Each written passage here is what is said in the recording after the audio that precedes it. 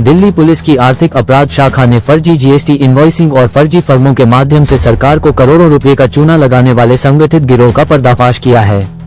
इस मामले में पुलिस ने 6 आरोपियों को दिल्ली एनसीआर के विभिन्न इलाकों से गिरफ्तार किया गया है। पकड़े गए आरोपियों के नाम दिलीप कुमार, राजकुमार दीक्षित, अमर कुमार, विभाष कुमार मित्रा, नितिन वर्मा, मोहम्मद वसीम और आबिद बताया गया है। पुलिस के अनुसार लगभग 128 करोड़ रुपए के फर्जी जीएसटी लेन देन का खुलासा हुआ है, जिसके जरिए आरोपियों ने करीब 10 करोड़ रुपए का फर्जी इनपुट टैक्स क्रेडिट अवैध रूप से प्राप्त किया। बताया जाता है कि फर्जी फर्म और फर्जी जीएसटी बिलिंग रैकेट चलाने के आरोप में पुलिस ने 6 आरोपी गिरफ्तार किए हैं। बताया जाता है कि लगभग 128 करोड़ रुपए के फर्जी जीएसटी लेन देन का पता चला। जांच में सामने आया कि फर्जी कंपनियों के जरिए फर्जी जीएसटी रिटर्न, फर्जी बिलिंग और गलत आईटीसी क्लेम किया जा रहा था। अब तक 50 शेल कंपनियों की पहचान हुई है, जिनका इस्तेमाल नकद लेन देन के बदले पैसा रूट करने और फर्जी जीएसटी एंट्री के लिए किया जा रहा था। गिरोह से जुड़े अन्य लाभार्थियों और कंपनियों की पहचान के लिए जांच जारी है। बताया जाता है कि 24 मार्च को थाना ईओडब्ल्यू में मामला दर्ज किया गया था। शिकायत के अनुसार एक भोले भाले व्यक्ति को जीएसटी विभाग में नौकरी दिलाने का झांसा देकर उसके आधार कार्ड, पैन कार्ड, बिजली बिल और बायोमेट्रिक का दुरुपयोग कर सितंबर 2025 में मेसर्स आरके एंटरप्राइजेज नाम से फर्जी प्रोप्राइटरशिप फर्म बनाई गई। बताया जाता है कि तकनीकी निगरानी, जीएसटी रिकॉर्ड, बैंक लेन देन, ईमेल आईडी और डिजिटल साक्ष्यों के विश्लेषण से पता चला कि आरोपी दिलीप कुमार और राजकुमार दीक्षित इस फर्जीवाड़े के मुख्य साजिशकर्ता थे। आरोपी अमर कुमार और विभाष कुमार मित्रा ने फर्जी कंपनियों के संचालन में मदद की, जबकि आरोपी नितिन वर्मा, मोहम्मद वसीम और आबिद ने बैंक खाते और इंटरनेट बैंकिंग की जानकारी देकर फर्जी लेन देन में सहयोग किया। एसीपी वीरेंद्र काद्यान के नेतृत्व में inspector Ramkesh, inspector Kishanvir, SI Naveen, आयोग, एसआई दीपेश और एसआई राहुल की टीमों ने 15 मई को दिल्ली एनसीआर में समन्वित छापेमारी कर राजकुमार दीक्षित, अमर कुमार, विभाष कुमार मित्रा, नितिन वर्मा, मोहम्मद वसीम और आबिद को गिरफ्तार किया। गिरोह जाली दस्तावेजों से फर्जी फर्म बनाकर बिना माल सेवा की आपूर्ति के फर्जी जीएसटी इनवॉइस जारी करता था। इन फर्मों के जरिए बैंकिंग चैनल से एंट्री देकर नकदी के बदले पैसा रूट किया जाता था, फर्जी जीएसटी रिटर्न दाखिल किए जाते थे और गलत तरीके से आईटीसी का लाभ दिलाया जाता था। काफी जीएसटी फ्रॉड्स जो है रिपोर्ट हुए हैं और काफी ऐसे केसेस हैं जिसमें कि लोगों को पता ही नहीं है कि उनके नाम पे फॉर्म खोल गई है और उनके नाम पे कई सारे जीएसटी के ट्रांजैक्शन हुए हैं फॉर्म्स के, फेक फॉर्म्स के, और उनके ऊपर काफी लायबिलिटीज भी रिपोर्ट हुई है। इसके चलते काफी केसेस दर्ज किए और सीपी सर और स्पेशल सीपी हमारे हम लोग इस पे काफी इन्वेस्टिगेशन कर रहे थे। इसके चलते डीसीपी सुबोध की टीम और हमारी टीम जो है एसीपी कादियान और वीर कौशिक जी, इन्होंने 2 बड़ी सफलताएं प्राप्त की। एक केस है हमारा 2020 का, जिसमें एक लड़के के जो फॉर्म थी उसको मिसयूज करते हुए, जो कि डिफॉल्ट फॉर्म थी, उस पे काफी बड़ा जो है जीएसटी का ट्रांजैक्शन किया, जिसमें एक सही इन्वॉल्व है और एक किसी का साथी है जो इन्वॉल्व थे, और उन्होंने उस पे 3 करोड़ की जो है डिमांड रेज की। तो उसने जब इसको नोटिस आया तो इसने जो है केस रजिस्टर करवाया। तो काफी केस पुराना हो गया, काफी इसमें मेहनत करके इन लोगों को ट्रेस किया। उसमें जो मेन एक्यूज था अतुल गुप्ता, प्रकाश गुप्ता, और उसकी फॉर्म थी अतुल प्रकाश की। तो उसमें जो है उसकी डेथ हो चुकी है, ओल्ड है, इसलिए थोड़ा सा इसमें समय लगा ट्रेस करने, पर टीम ने काफी अच्छा काम करते हुए उसको ट्रेस किया और उन लोगों का जो है ये बस्ट किया गया है। दूसरी जो कि अभी हमारा तीसरे महीने में केस रजिस्टर हुआ है, इसमें 128 करोड़ का ट्रांजैक्शन रिपोर्ट हुआ है। हमारा उसने बताया कि उसने कभी कोई फॉर्म ऐसे नहीं खोली है और उसको जो है नोटिस आया है जिसमें 128 करोड़ का ट्रांजैक्शन दिखाया गया है और 10 करोड़ का इनपुट टैक्स क्रेडिट क्लेम किया गया है। और इसके बाद जब जीएसटी की रेट हुई है तो उसने बताया कि मैं तो बेरोजगार हूँ। तो फिर उस पर हम लोग काम करते हुए हमने इसमें कल दरियागंज में रेड की, जहाँ से हमने 5 लोगों को अरेस्ट किया है, जो कि काफी बड़ा रैकेट चला रहे थे और ये काफी समय से इसको चला रहे थे। तो इसमें जो मेन किंगपिन है राजकुमार दीक्षित है, और इसमें क्या रहता है कि मुर्गा मंडी से कैश की पेमेंट लेनी और 250 शेल फॉर्म जिसने खोल रखी थी, जो अब तक सामने आया है, ये अमाउंट बढ़ भी सकता है। तो इनसे जो है फेक इनवॉइस जनरेट करना, इनवॉइस को बेचना और जो कैश की एंट्रीज हैं उनको घुमाना, और 1.5% के ये जो कमीशन, तो इस पे ये लोग काम कर रहे हैं। तो इन्होंने 2 ऐसे सीए रखे हुए थे जो कि खुद सीए क्लियर नहीं कर पाए थे, तो उन 2 लोगों को रखा हुआ था। 2 लोग ऐसे थे जो बैंक अकाउंट खुलवाते थे, 2 लोग ऐसे थे जो जाके कैश पे एंट्रीज लेके आते थे, मुर्गा मंडी से लोगों को पकड़ के लाते थे बीट व्यापारियों को, और ये जो है नेक्स्ट जीरो अपना कंटिन्यूसली चला रहे थे। तो अभी तक हम लोग इनसे जब रेड की तो 41 लाख रुपए वहाँ पे 41 लाख एक से 10 लाख एक से 51 लाख रुपए हम लोग रिकवर की। टोटल 15 फोन है, लैपटॉप और मोबाइल फोन जो है रिकवर किए। जो तक सामने आया 250 से ज्यादा फॉर्म्स इन लोगों ने शेयर कंपनी कर रखी है।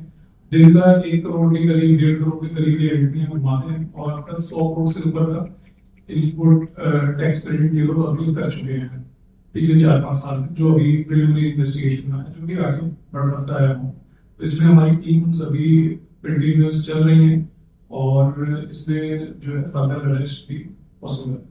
हाँ, देखिए जो पहला केस है जो अजय प्रकाश है, इसने क्या किया कि जो हमारा कंप्लेनेंट है, इसकी एक फर्म थी जो डिफंक्ट हो गई, तो उसका जो सीए था उसने उस कंपनी को आगे, जो फर्म थी ये वेट के टाइम की थी, कोविड प्री कोविड की थी, तो जब जीएसटी आया तो इसने इसका जीएसटी रजिस्ट्रेशन इसके सीए ने करवा दिया। इस कंपनी से आगे की कंपनीज में जो है ट्रांजैक्शन दिखाई गई, और रिवर्स पेमेंट जो है सेम कंपनी के नाम से दूसरी प्रोप्राइटरी फर्म बना के उसके अकाउंट में पैसे लिए गए।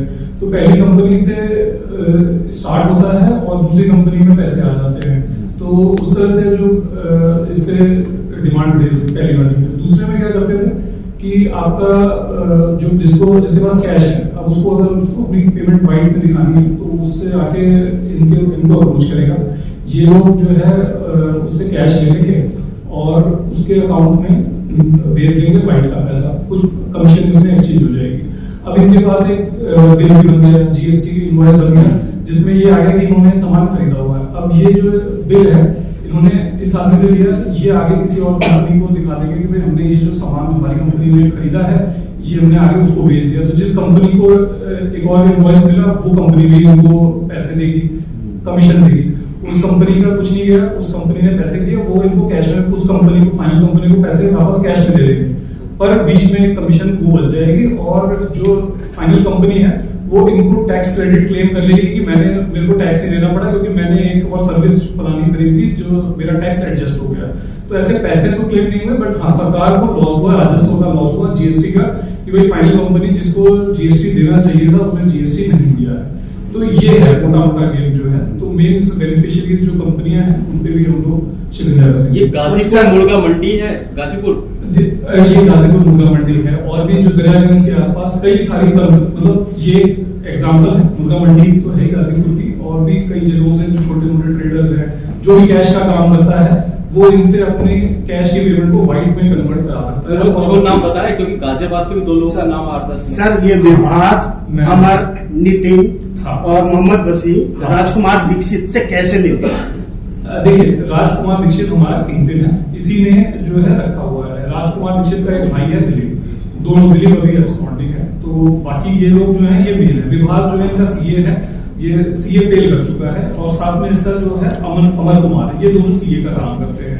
नितिन वर्मा जो है ये इनको असिस्ट करता है, सीए को बैंक जो कंपनी रजिस्ट्रेशन उसमें हेल्प करता है। दूसरे जो ये मोहम्मद वसीम और आबिद हैं, ये मुर्गा मंडी और जो नीचे लेवल के जो लोग लेके आते हैं, जिनको हमें कैश के जो पकड़ के लोग लेके आते हैं, जिसको कैश की ट्रांजैक्शन दिखानी है भाई। ये काफी अच्छा सवाल। इसमें क्या हुआ कि जो ये एक लड़का है हमारा पुनीत जो कि इसका राजकुमार और दिलीप का रिक्रूट किया हुआ है। इसने कहा अंकुश को, हमारे कंप्लेनेंट को, ये कहा कि भाई आपको मैं नौकरी दिलवाता हूँ सितंबर के महीने पिछले साल, आपको मैं नौकरी दिलवाता हूँ और चलिए हम लोग आपका रजिस्ट्रेशन करा देते हैं। तो इसको ये ले गया जीएसटी ऑफिस में कि भाई यहाँ पे जो है आपको साइन वाइन करने हैं और आपका बैंक अकाउंट खुल जाएगा और इसके बाद जो है आपकी नौकरी लग जाएगी। उसको वहां पे करवा दिया, उसका उस दिन का खर्चा पानी खाने पीने का उसको करके उसने कहा कि भाई आपको जब जॉब का लेटर आएगा तो आपको बता देना है, आपका अकाउंट खुलेगा, सब आएगा। तो जो अकाउंट खुला उस सब की डिटेल इससे ले ली, सारे क्रेडेंशियल ले लिए बैंक अकाउंट के, और इसके नाम पे जीएसटी नंबर एक अपना बना लिया और जीएसटी पे फिर अपनी कंपनी को अटैच कर दिया। कंपनीज तो देखिए ऑनलाइन बन जाती है, सीएस और ये सब बन जाते हैं, उसके साथ में जो रिलेटेड बैंक अकाउंट है, जीएसटी नंबर जो है उस कंपनी का, वो इस तरह से ये लोग बनवाते थे। अकाउंट खोलना और वो सब जो है वो डिफरेंट एस्पेक्ट है कंपनीज खोलने का। जीएसटी नंबर लेने के लिए अब रिक्वायरमेंट हो गई कि आपको फिजिकली जाना पड़ेगा, जिसको भी जीएसटी लेना है तो ये वहां जाके इससे रजिस्टर करवाया। और भी लोगों को चाहिए। देखिए सबसे पहले तो अपना आपको खुद ही अवेयर होना पड़ेगा, खुद ही थोड़ा सा समझना पड़ेगा कि एक तो जैसे सरकारी मीटिंग में गए थे, जीएसटी विभाग में गए हैं, जीएसटी विभाग में गए हैं तो नौकरी जो है जीएसटी विभाग में ऐसे लगती नहीं है, तो अवेयरनेस ही इसका सबसे बड़ा वो है। और दूसरी चीज, जब हम लोग की इन्वेस्टिगेशन में इस तरह के लोग आते हैं तो हमारे यूजुअली कंप्लेनेंट और विटनेस बनते हैं, उनको हम लोग जो है विक्टिमाइज नहीं करते हैं, उनको हम लोग एक्यूज नहीं बनाते, तो कोशिश ये रहती है कि भाई इस तरह से इनको ना किया जाए। पर यस, जैसा आपने कहा कि कैसे कर सकते हैं, तो अवेयरनेस इज द की। आपको जो है अपना पिन नंबर, पैन नंबर जो आ रहा है, अकाउंट खुल रहा है, तो किसी तरह साझा ना करें। अगर कोई बनवा भी देता है तो अपना जो बैंक अकाउंट डिटेल्स है, पिन नंबर्स है, ये सब ये किसी और के साथ शेयर ना करें। सर, इन लोगों से संपर्क कैसे करें? कोई माध्यम था या? देखिए, माध्यम तो यही है, जो जिसको जरूरत है, किसी को नौकरी की जरूरत है, किसी को, अब जैसे दोनों सीए हैं, सीए फेल हो गए हैं, तो इनको नौकरी की थी तो इनको अपने नेटवर्क पे उन्होंने रख लिया, बट अभी 4-5 साल से इनके मित्र ही हो गए हैं। तो बेसिकली जो अप्रोच करने का तरीका है, अपने नोन सर्कल में या फिर जो दिहाड़ी के मजदूर हैं और जो जिसके डॉक्यूमेंट थोड़े थोड़े बने हुए हैं, उसको ये लोग लाभान्वित करके ले लेते हैं। सर, कोई अप्रोक्सीमेट फिगर कि इन्होंने कितना, जो दूसरा वाला मामला है, कितना इन्होंने कमीशन के तौर पे कमा लिया होगा और कितने का नुकसान अब तक कर चुके हैं? देखिए, अगर गवर्नमेंट की बात करें तो 100 करोड़ से ऊपर का तो ये ट्रांजैक्शन दिखा चुके हैं, और 10 करोड़ तो सिर्फ हमारे एक मैटर में ये बता रहे हैं कि इनकम टैक्स क्रेडिट लिया है। तो income tax credit more than 100 CR का इनकम टैक्स इनपुट जो क्रेडिट होता है वो अवेल करवा चुके हैं। हमारे केस में ही 128 करोड़ की तो ट्रांजैक्शन दिखाई, तो उसमें 10 करोड़ का इनका आईटीसी क्लेम गया है। तो अगर 100 करोड़ है तो आप मान के चलिए 1000 करोड़ के ऊपर का इन्होंने ट्रांजैक्शन पिछले 5 साल में दिखा चुके हैं, ये सब करवा चुके हैं। इससे सरकारी खजाने को भारी नुकसान हुआ। राजकुमार दीक्षित 43, निवासी दरियागंज, दिल्ली, मास्टरमाइंड। 9वीं पास होने के बावजूद दरियागंज से लगभग 250 शेल कंपनियां चलाकर फर्जी बिलिंग रैकेट संचालित करता था। विभाष कुमार मित्रा 34, निवासी वसुंधरा, गाजियाबाद, सीए की पढ़ाई अधूरी छोड़कर अकाउंटिंग में आया। फर्जी फर्मों का जीएसटी रजिस्ट्रेशन और फर्जी बिलिंग करता था। अमर कुमार 35, निवासी मथुरा, विभाष के साथ मिलकर करीब 200 शेल फर्म बनाई। नितिन वर्मा 43, निवासी शाहदरा, छोटे कारोबार से फर्जीवाड़े में आया। बिना माल आपूर्ति के फर्जी बिलिंग करता था। मोहम्मद वसीम 30, निवासी, जामा मस्जिद, फर्जी फर्मों के बैंक खाते संचालित कर फंड रूट करता था। आबिद निवासी, ऊंचा चल्लन, दिल्ली, मीट सप्लाई का काम करने वाला अशिक्षित आरोपी। 4 बैंक खाते उपलब्ध कराए जिनसे शेल कंपनियों के जरिए पैसा घुमाया गया। फिलहाल पुलिस ने आरोपियों के कब्जे से 51.12 लाख नकद, आरके एंटरप्राइजेस के नाम की मुहरें व जाली दस्तावेज, बड़ी संख्या में फिजिकल व डिजिटल फर्जी इनवॉइस, 15 मोबाइल, कई सिम कार्ड, 2 लैपटॉप जिनमें फर्जी जीएसटी डेटा और 2 कार बरामद करी है। पुलिस मामले की जांच में जुट गई है। टोटल खबरें दिल्ली से राजेश खन्ना की विशेष रिपोर्ट।